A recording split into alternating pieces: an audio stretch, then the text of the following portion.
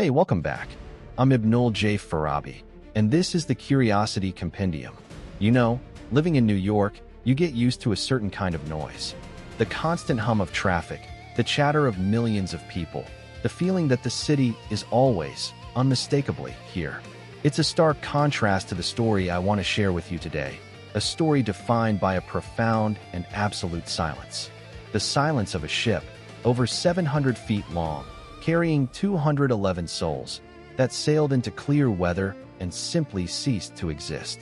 This is the story of the SS Waratah, a steamship dubbed the Titanic of the Southern Hemisphere, but with a mystery far more complete.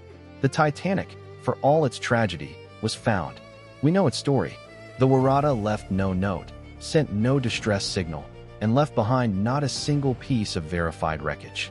It is a ghost story written not in shadows, but in broad daylight on the churning canvas of the Indian Ocean.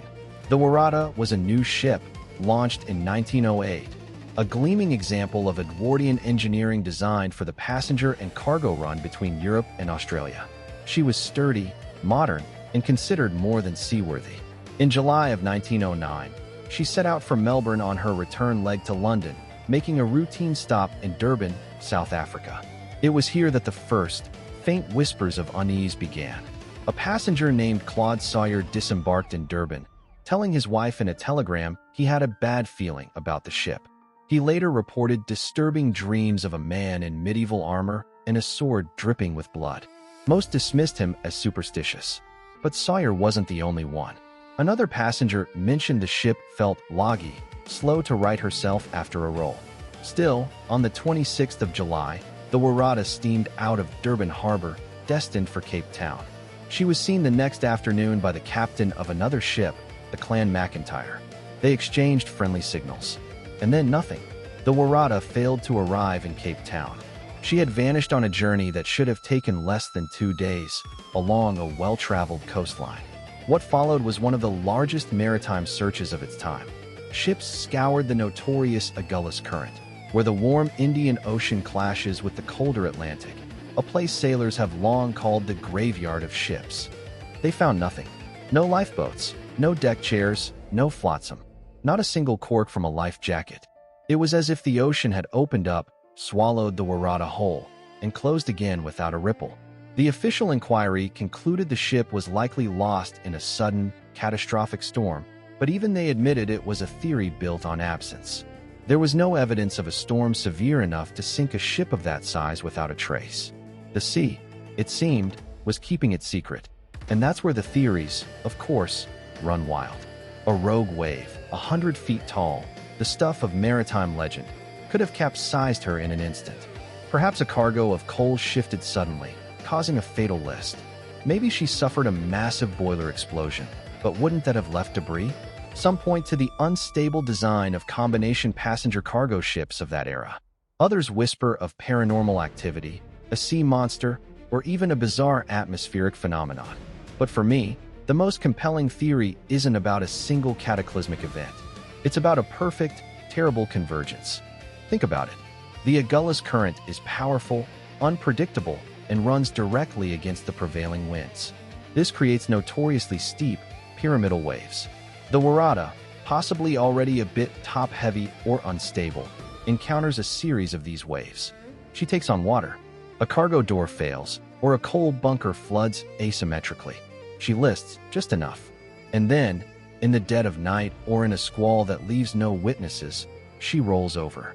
A passenger ship isn't a tanker. It has vast, open interior spaces, dining halls, lounges.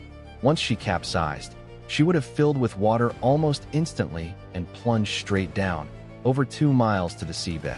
The violence of that descent, under immense pressure, could have torn her apart, scattering debris in a deep, remote canyon, explaining why nothing of substance ever washed ashore. As an engineer, I'm drawn to this idea of cascading failure. It's rarely one bolt that shears. It's the sequence, the unexpected interaction of systems under stress. The Waratah's mystery is a stark reminder that our confidence in technology, especially against the raw, ancient power of nature, is sometimes just that, confidence, not a guarantee. We build these magnificent structures, these floating cities, and for a moment, we believe we've tamed the elements. The ocean has a way of humbling that belief. It's a feeling I understand in a different context. Moving from Bangladesh to New York, building a life and a business here, you have this plan, this design for how things should go. You account for variables, and then something shifts, an unexpected current, a wave you didn't see coming, and the entire trajectory changes. The Waratah story resonates because it's the ultimate what if. What if that passenger with the bad feeling had convinced everyone to stay?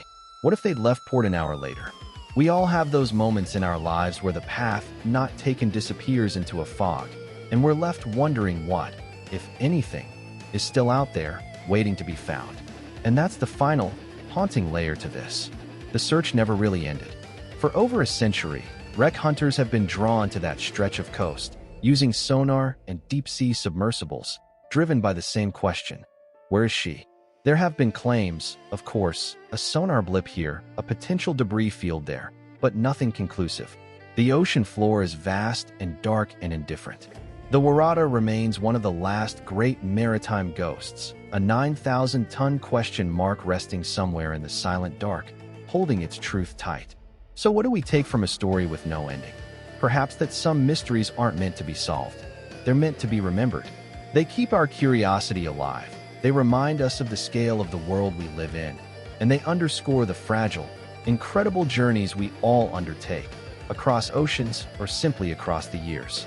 The SS Waratah is gone, but the story of its disappearance is a monument, not to what we know, but to all that we don't. Thank you for listening to this deep dive into the unknown. If you enjoyed this episode of the Curiosity Compendium, please share it with someone who loves a good mystery. For more stories that explore the fascinating edges of our world, subscribe wherever you get your podcasts. This is Ibnul J. Farabi for Light Not Studios. Until next time, stay curious.